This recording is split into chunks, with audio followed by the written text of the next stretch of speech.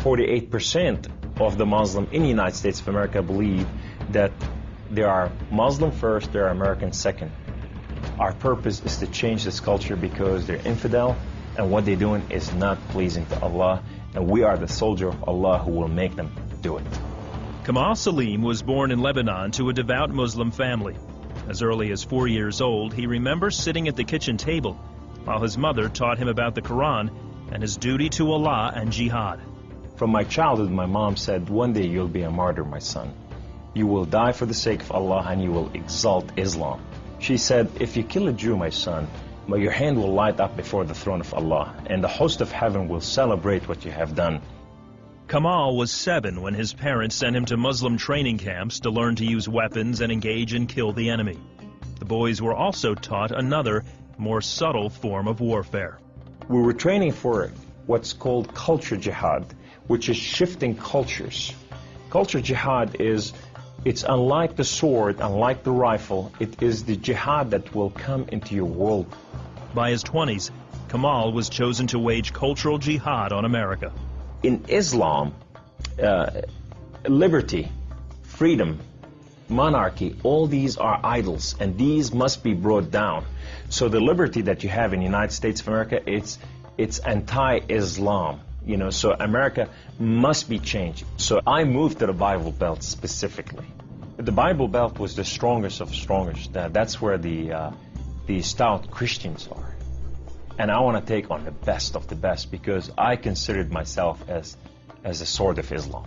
I thought I'm anointed, I'm unique, I'm selected. I'm coming to a country and a culture to change it, and I have the power of Allah with me. In the early 1980s, Kamal entrenched himself in a small Midwestern town.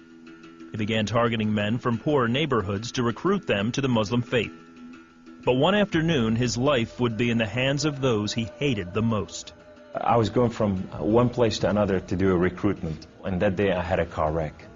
The car wreck was so severe, I ejected out of my car, landed on my neck, broke my neck in 2 places.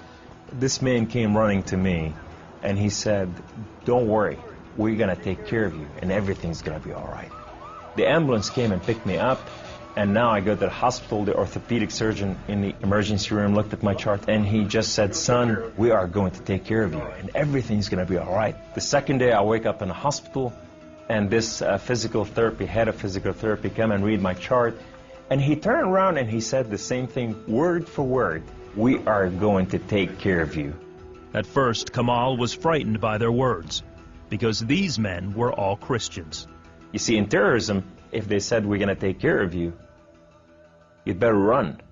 Surgeries to repair Kamal's broken neck were successful, but recovery would take weeks. After being discharged from the hospital, he would need someone to care for him while he recuperated. Kamal had no one, so the orthopedic surgeon opened up his own home to this stranger. In his home, they put me in their choicest room, in the most beautiful thing. I became like part of their family. They didn't see me any different, and now they have a basket set for Kamal. They put in money to free my bills from the hospital. Kamal was overwhelmed with the outpouring of Christian love.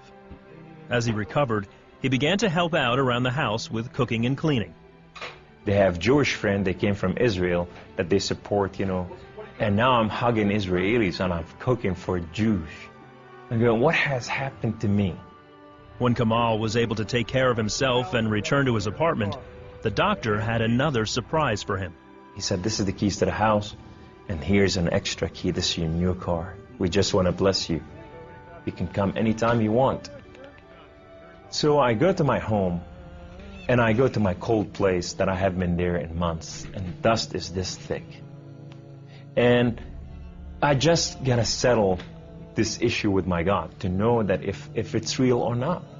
So I walk inside, I shut the door, I go right in the eastern window, and I fall on my knees, and I put my hands to the heavens, and I cry up to my God.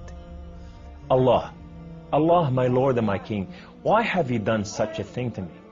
I'm okay with the car wreck. I'm okay with all this, but why did you put me among Christians? I'm confused.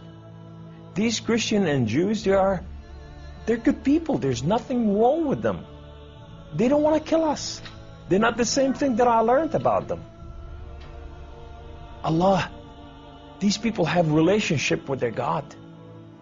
These people, they cry out to the God and they answer them. I want to hear your voice. I want to hear you love me. If you're real, speak to me. I want to hear your voice. Guess what Allah said that day? Absolutely nothing. Kamal felt that because he questioned his faith, the honorable thing to do was to end his own life. So I went to reach out my guns and put it in the right place and clock out. I heard the voice.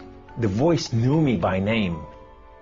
He said, Kamal, Kamal, Kamal, why don't you call on God of Father Abraham and Isaac and Jacob? And now I fell on my knees and I put my hands to the heavens immediately as I heard the voice, and I cried out with every fiber within me, God the Father Abraham, if you are real, will you speak to me?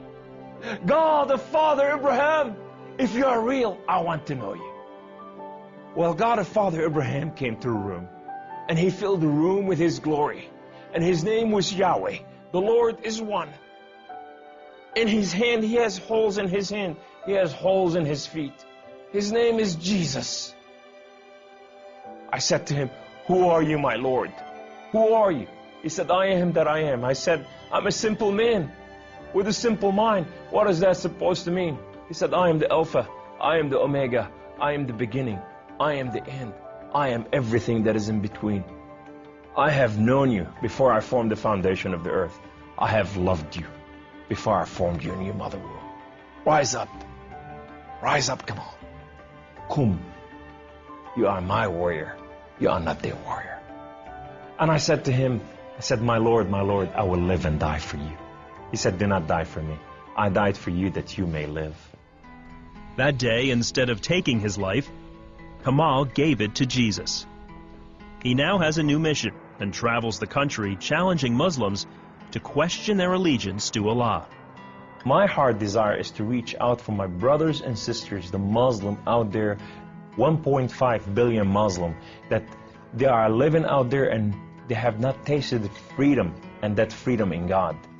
It's been over 20 years since Kamal left the Islamic faith, and even threats of violence and death cannot stop him from sharing his story. He is real. You know, and if you never experienced God before in your life, if you never tasted God, and if you think you got nothing to lose, when you're sitting in your home, whether you're a Muslim or a non-Muslim or a non-Christian or whatever you are, say, call on God of Father Abraham and Isaac and Jacob, and say, if you are real, speak to me, I want to hear your voice.